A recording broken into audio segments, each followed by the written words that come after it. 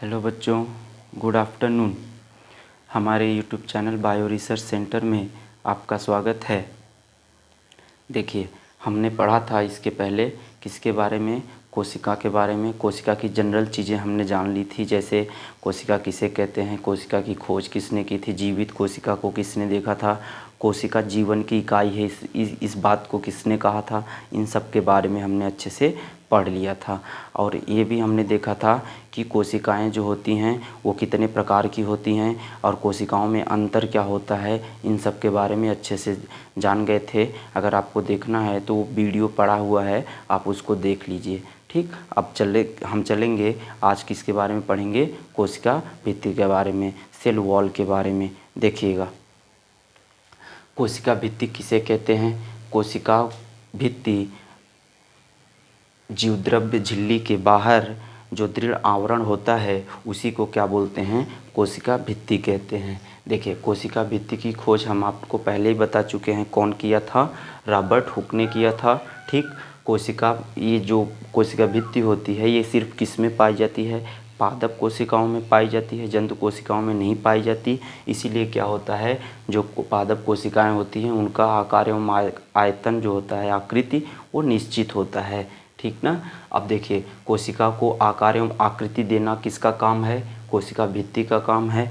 ठीक, और ये क्या करते हैं, सुरक्षा प्रदान करते हैं बाहरी आघातों से। किसको, कोशिकांगों को। जो कोशिका के अंदर अंग हैं, माइटोकॉन्ड्रिया वगैरह हो गया, उनको क्या करते हैं, ये सुरक्षा प्रदान करते हैं। और इनमें कितनी परतें पाई जाती हैं, 4 परतें इसमें होती हैं। पहला होता है प्राइमरी वॉल या प्राथमिक लेयर, दूसरा होता है सेकेंडरी वॉल या द्वितीयक लेयर, तीसरा होता है टर्शियरी वॉल या तृतीयक लेयर, और चौथा होता है मिडिल लैमेला या मध्य पटलिका। देखिए, जो प्राइमरी वॉल लेयर होता है वो किसका बना होता है, सेलुलोज और माइक्रोफाइबर की, छोटे छोटे रेशों की बनी होती हैं और सेलुलोज की बनी हुई। सेलुलोज आपको पता है क्या है, कार्बोहाइड्रेट्स। हम आपको पहले भी बताए थे, जब हम आपको वहाँ बायोमोलिक्यूल्स के बारे में पढ़ाएंगे तो वहाँ आपको सारी चीज़ें बताएंगे। ठीक, तो सेकेंडरी वॉल जो होता है वो किसका बना होता है, लिग्निन का बना होता है, उसमें थोड़ा बहुत सेलुलोज पाया जाता है। और जो टर्शियरी वॉल होता है ये किसका बना होता है, जाइलिन नामक पदार्थ का बना होता है।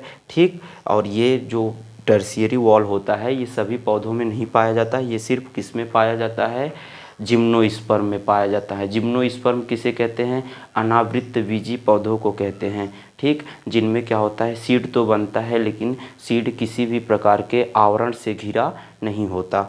ठीक, और मिडिल लैमेला जो होता है, मध्य पटलिका, ये मध्य पटलिकाएँ ही ऐसी होती हैं जिनके घुल जाने के कारण फल क्या होता है, पक जाता है और फल मुलायम हो जाता है। देखिए, ये हो गया हमारा क्या, कोशिका भित्ति के बारे में। अब देखिए, थोड़ा सा हम कोशिका भित्ति के रासायनिक संगठन के बारे में देख लेते हैं। नॉर्मली जो होता है, कोशिका भित्ति किसका बना होता है, सेलुलोज की बनी होती हैं, लेकिन इसमें कुछ और चीज़ें पाई जाती हैं, तो उसी को हम क्या बोलते हैं, केमिकल कंपोजिशन, जिससे वो मिलकर क्या है, बना होता है, या जो फिर बाद में हमें मिलता है। देखिए, जैसे इसमें क्या होता है, माइक्रोफाइब्रिल होता है। ये माइक्रोफाइब्रिल क्या होता है, वाटर को कंटेन किया रहता है। ठीक, और इसमें क्या होते हैं, काइटिन पाए जाते हैं। काइटिन देखिए मुख्य तत्व है किसका, ये फंगस का मुख्य तत्व है। काइटिन का जो जो काइटिन सेल वॉल होता है वो किस में पाया जाता है, फंगस में पाया जाता है। म्यूसिलेज होते हैं और इसमें मोम, गम होता है, रेजिन होता है, टेनिन होता है, और क्या होता है, सुबेरिन होता है। इन सारी चीज़ों को क्या किया जाता है, प्लांट से क्या होता है, निकाला जाता है, जिससे रबड़ वगैरह और क्या होते हैं, मोम वगैरह सब बनाए जाते हैं। ठीक, प्लास्टिक वगैरह, पेपर वगैरह सारी चीज़ें बनाई जाती हैं इसी से। ठीक, और इसमें एक वर्ड और आता है क्या, प्लाज्मोडेस्माटा। प्लाज्मोडेस्माटा क्या होता है, जब एक देखिए, कोशिका, दो कोशिकाओं के बीच में जो छिद्र होता है उसके द्वारा जो इनका साइटोप्लाज्मिक जो कनेक्शन होता है, एक से दूसरे में साइटोप्लाज्म का जो क्या होता है, इंटरचेंज होता है, उसी को हम क्या बोलते हैं, प्लाज्मोडेस्माटा कहते हैं। ठीक, ये आपका हो गया क्या, कोशिका भित्ति के बारे में। आप एक स्क्रीनशॉट ले लीजिए, इसके बाद तब चलते हैं हम आगे। चलिए आगे देखते हैं। अब दूसरा क्या है, कोशिका झिल्ली के बारे में।